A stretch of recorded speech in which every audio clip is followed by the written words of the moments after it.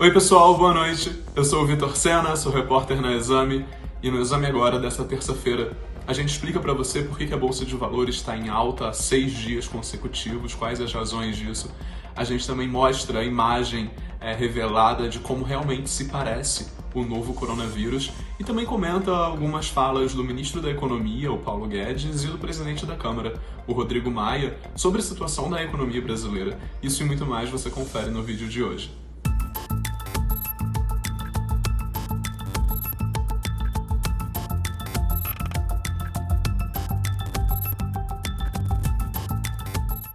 Desde o início da pandemia, circulam pela internet imagens de como seria o coronavírus. A maioria delas é apenas uma ilustração, mas pesquisadores da Arábia Saudita divulgaram hoje uma imagem do que parece ser realmente a estrutura do coronavírus de verdade. Ela é muito parecida com todas essas imagens que a gente vê circulando, mas ela tem um diferencial de ser uma fotografia do vírus em si, e não algo projetado de como ele seria.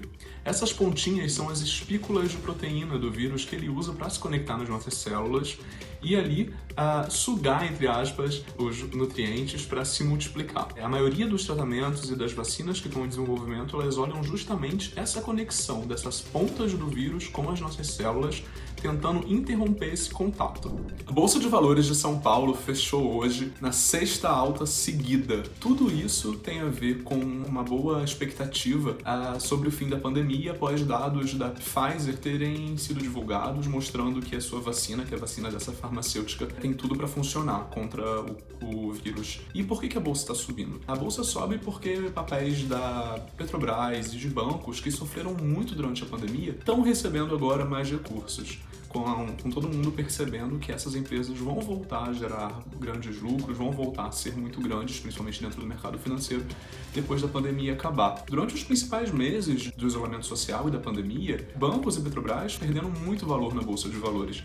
Isso porque o petróleo caiu, no caso da Petrobras, por causa do isolamento social, menos pessoas circulando, e empresas como de e-commerce, de tecnologia e de mercado eram as que estavam recebendo grandes aportes nos últimos meses. Agora, o dinheiro está caminhando, está voltando para os bancos e para a Petrobras.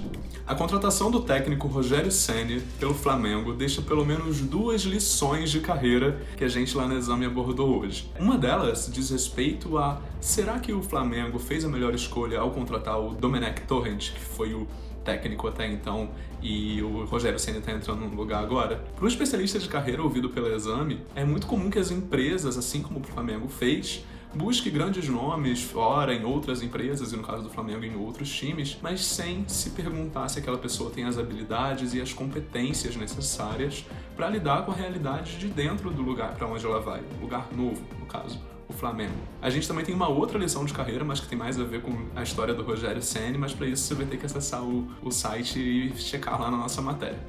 O ministro da Economia, Paulo Guedes, disse hoje que o Brasil pode ter uma hiperinflação se o governo não conseguir rolar a dívida pública de uma forma adequada. Rolar a dívida pública é contrair uma nova dívida para pagar os vencimentos da dívida atual que estão próximos. A dívida pública brasileira está chegando a quase 100% do PIB e é um dos indicadores que os investidores olham para confiar no Brasil, para investir aqui no Brasil.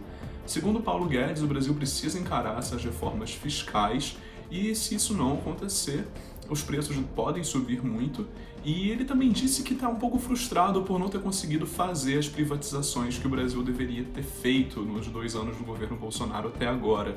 Segundo Guedes, as privatizações poderiam ter ajudado, inclusive, no abatimento de parte da dívida brasileira. Em outro evento hoje, o presidente da Câmara, o Rodrigo Maia, ele também falou sobre assuntos fiscais. Ele disse que a Câmara precisa enfrentar esse assunto, o governo precisa enfrentar esse assunto também, fazer reformas para garantir com que tenha um equilíbrio das contas públicas. Caso contrário, na visão do Rodrigo Maia, o dólar poderia chegar a R$ 7 e a dívida crescer de uma forma inesperada.